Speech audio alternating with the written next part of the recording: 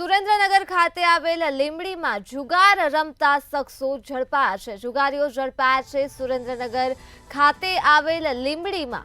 ત્યારે માહિતી મળી રહી છે નગરપાલિકામાં જુગાર રમતા કુલ 6 શખ્સો ઝડપાયા છે.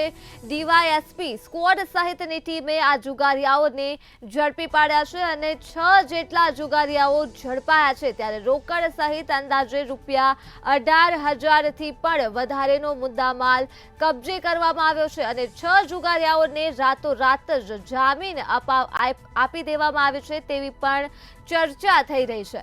તો રાજકીય ભલામણના કારણે જામીન આપવામાં આવ્યો છે તેવી પણ ચર્ચા થઈ રહી છે. તો આ મુદ્દે જ આપણી સાથે સંવાદદાતા સચિન ફોન લાઈન પર જોડાયા છે. જી સચિન, 6 શખ્સો ઝડપાયા છે પરંતુ રાજકીય ભલામણના કારણે જામીન આપવામાં આવ્યો છે તેવી પણ ચર્ચા થઈ રહી છે. શું છે વધુ વિગતો?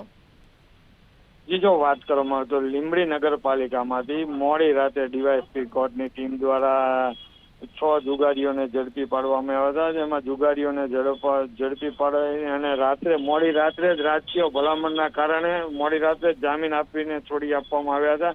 તેની ચર્ચા હાલ અત્યારે વેગે ચડી છે અને હાલ અત્યારે જામીન આપ્યા બાદ અત્યારે લોકો ગામમાં એક જ ચર્ચા ફેલાઈ રહી છે કે રાજકીય ભલામણના કારણે કોણ શખ્સો હતા અને કોણ નગરપાલિકાની અંદર જુગાર રમાડી રહ્યું હતું તે ચર્ચાનો વિષય છે.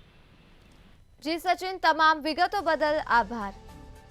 તો મામલો સુરેન્દ્રનગરથી સામે આવ્યો છે જ્યાં લીંબડી ખાતે જુગાર રમતા 6 શખ્સો ઝડપાયા છે. ડીવાયએસપી સ્ક્વોડ સહિતની ટીમ દ્વારા જુગારીયાઓને ઝડપી પાડવામાં આવ્યા છે અને રોકડ સહિત અંદાજે ₹18,000 થી પણ વધુનો મુદ્દામાલ કબજે કરવામાં આવ્યો છે.